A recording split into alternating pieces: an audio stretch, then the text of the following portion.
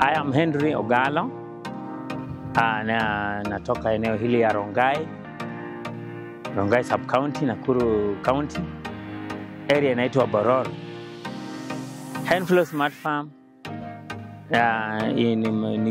ni shamba ya mkulima mdogo ambaye ni mkulima ambaye ameenda organic.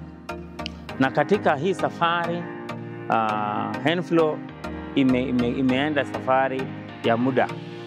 Na hapo mbele tulikuwa tukitumia zile madawa za kawaida, na tumeenda kiwango ambayo sasa tulikuja gundua ya kwa hizo dawa za kawaida zingine ziko na madhara.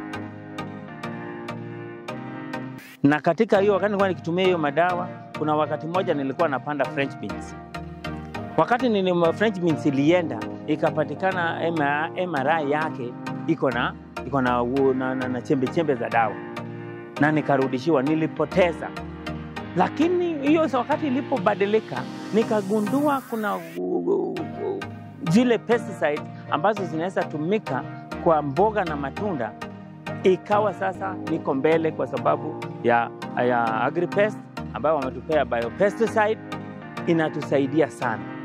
Kapi imetusaidia kwa sababu tangu nianze kufanya na Kapi, products za Kapi imenisaidia. Sababu kwanza nimepata soko ya mimea yangu, mboga zangu ni very safe, na pia naona production yangu kuliko iharibiwe na pests.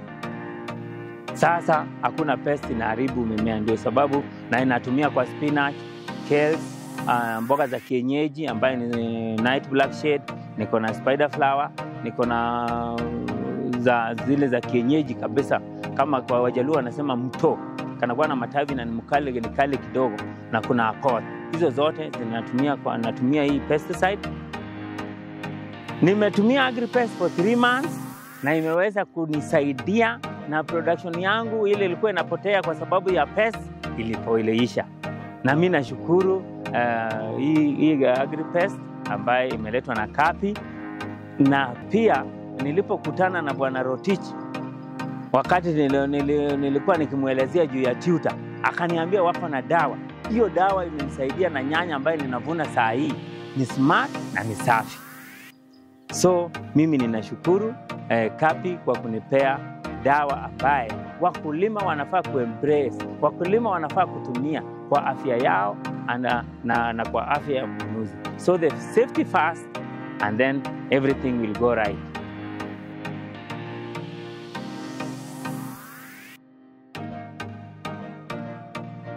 Mimi ninahimiza wakulima twende organic way. They are safe and easy available. Na ikiwa unataka kupata production mzuri, tumia biopesticide kutoka Kapi.